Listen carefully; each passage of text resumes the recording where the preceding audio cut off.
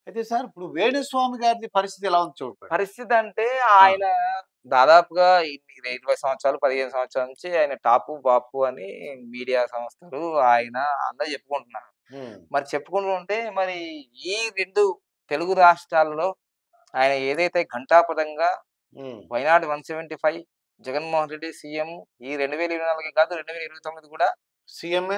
మళ్ళీ జూన్ నుంచి అందరి ఆగమైపోతాయి. ఒక పార్టీ కనుమరుగైపోతది అని అన్నాడు. హ్మ్. కానీ ఇప్పుడు పరిస్థితి ఏందంటే వేణుస్వామి గారి హ్మ్. జాతకంలో ఇది పుట్టుకతో మంచిగుంది. పుట్టుకతో బాగుందండి. బాగుంది. బ్రహ్మాండంగా ఉంది. కానీ పరిస్థితి ఏం జరుగుతుందంటే మహాదశ శని మహాదశ నడుస్తుంది. హ్మ్. అంతర్దశ శని మరియు చంద్రుడు అంతర్దశలో. మరి పర్సనల్ ఇయర్ నంబర్ 2 2. అంటే అప్ అండ్ డౌన్. 2 అంటే 2 అంటది. ఓకే అండి. గ్రోత్‌నియ్యది. హ్మ్. ప్రత్యంతర దశ కూడా 7 హ్మ్. అంటే 7 అంటే కేతు తలకాయల పల్లి అంటారు చూడు అట్లా. హ్మ్. కొన్ని మాటలు అలా ఎళ్ళిపోతాయి ఫ్లోలో. హ్మ్. గోచారం కూడా 2 అంటే డౌన్ ఫాల్‌లో ఉంది. ఓకే. ఇది ఆస్ట్రాలజీ ప్రకారం కాదు. అడ్వాన్స్ వేదిక్ న్యూమరాలజీ ప్రకారము. హ్మ్. ఆ! ఇంకా క్లారిటీగా కావాలంటే హ్మ్. ఆయన 2019లో చెప్పారు కదా! జగన్మోహన్ రెడ్డి గెలుస్తారు అని. గెలిచారు కదా! అవునండి. అప్పుడు, అప్పుడు లేదు శని. హ్మ్. వేరే మహాదశ ఉంది. కేతువు. ఓకే. ఇప్పుడు ఏందంటే జనవరి 17, 2021 నుంచి హ్మ్. 2029 వరకు శని మహాదశనే. ఓకే. వేణుస్వామి గారికి. అంటే ఓకే. ఇప్పుడు ఏ సంవత్సరం జరుగుతుంది? 2024. 24. ఇంకా 4 సంవత్సరాలుంది. ఆయనకి ఇబ్బంది ఇంకా 4 సంవత్సరాలుంది. ఇబ్బందంటారా? లేకపోతే గ్రోత్ అంటారా? లేకపోతే వైరల్ అంటారా? ట్రోల్ అంటారా? ట్రెండింగ్ అంటారా? అది మీకే వదిలేస్తున్నా. హ్మ్. అంటే ఆయన అందరి జాతకాలు చెప్తుంటారు కదా! ఓకే. అడ్వాన్స్ వేదిక్ న్యూమరాలజీ ప్రకారం మీరన్నారు కాబట్టి నేను చెప్తున్నా. ఇది అడ్వాన్స్ వేదిక్ న్యూమరాలజీ ప్రకారము 2029 వరకు ఆయనకి శని మహాదశ. హ్మ్. మరి కేసీఆర్ గారు గెలిచినప్పుడు నాకు కిరీటం పెట్టిండా? హ్మ్. జగన్మోహన్ రెడ్డి గారు వచ్చి నాకు కిరీటం పెట్టిండ్రా? ఎవరు గెలిచినప్పుడు నేను చెప్పినా నాకేం కిరీటం పెట్టిండ్రా? హ్మ్. నేను కూడా చెప్పా. మరి రేవంత్ రెడ్డి గారు గెలుస్తారని చెప్పి నాకేం కిరీటం పెట్టిండ్రు? నాకు కూడా ఏం కాలేదు కదా! మీరు చంద్రబాబు నాయుడు గారు ఇస్తారని చెప్పినాడు. మాకు పెట్టినారా? ప్రిడిక్షన్ మీది. ఎవరికచ్చి పెట్టరు. హ్మ్. దానివల్ల ఏందంటే ఓహో! నీ దగ్గర ఇంత సబ్జెక్ట్ ఉంది అని హ్మ్. జనాలకు తెలుస్తది. అది. అంతే. హ్మ్. పోయినప్పుడు మనం సారీ చెప్పుకోవడమే. గంతే. ఆ! రాబోయే రోజుల్లో రాజకీయాల్లోకి వేణుస్వామి. ఓకే. రాబోయే రోజుల్లో ఆ! రాజకీయాల్లోకి వేణుస్వామి. నా ప్రిడిక్షన్. హ్మ్. బాగుందా? ప్రజలు ఇంకోటి నాగబాబు గారి కొడుకు లావణ్య త్రిపాఠి వాళ్ళ మ్యారేజ్ అయింది. నవంబర్ 1, 2023. వాళ్ళు కూడా విడిపోతారని చెప్పారు. ఎవరు? వేణుస్వామి. ఆ!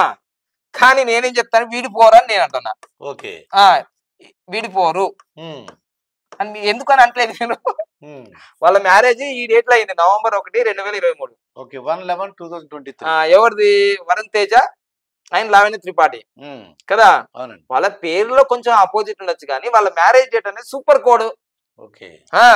పాపం వేణుస్వామి గారు ప్రతిసారి కూడా సెలబ్రిటీలు విడిపోతారని చెప్పడం వల్ల కొందరికి బాగా ఇబ్బంది అవుతుందేమో కానీ వీళ్ళు విడిపోరని నా యొక్క అది మీ ఈ డేట్ అడ్వాన్స్ మ్యారేజ్ ప్రకారం వాళ్ళ జాతకాలు ఏమి చూడలేను కానీ నాకు ఈ రేటు మ్యారేజ్ ఎందుకంటే వీళ్ళు ఇదే డేట్ లో ఎందుకు పెట్టుకున్నారంటే వాళ్ళ ఇంట్లో మెగా ఫ్యామిలీలో ఇంట్లో వాళ్ళ మ్యారేజ్ అన్ని నెగిటివ్ డేట్ లో ఉన్నాయి కాబట్టి వాళ్ళకి నెగిటివ్ జరిగింది కాబట్టి ఒకవేళ నేను అనుకుంటున్నా వాళ్ళు ఏమనుకుంటారో నాకు తెలియదు కానీ నా వీడియోలు చూసి ఉంటారు అందుకోసం 1, 10, 19వ తారీఖులలో మ్యారేజ్ చేసుకోవాలని అనుకున్నారు కాబట్టి వీళ్ళు సూపర్ కోడ్ లో చేసుకున్నారు.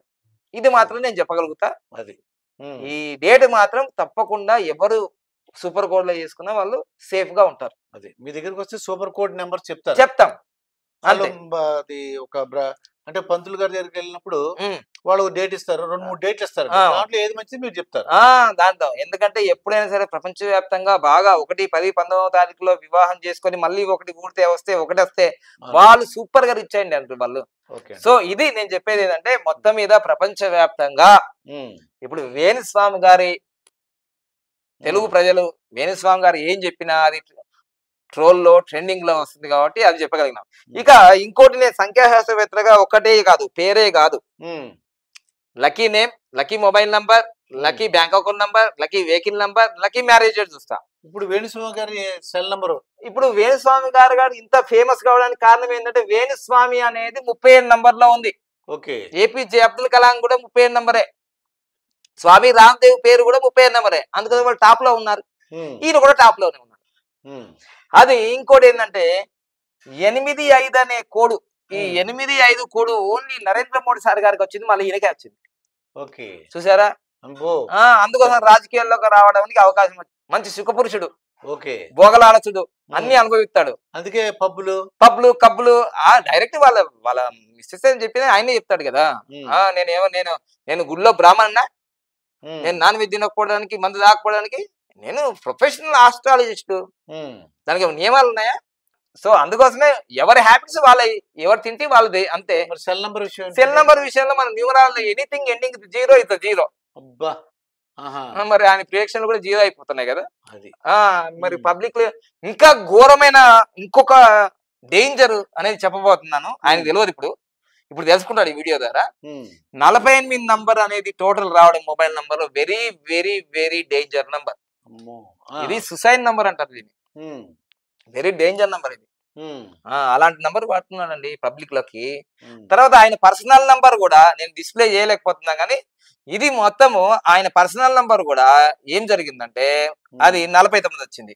అది కూడా మంచి నంబర్ కాదు, అది కూడా మంచి నంబర్. అందులో ఆ పర్సనల్ నంబర్ లో 5 అనేది 3 సార్లు రావడం ఇంకా వెరీ నెగిటివ్.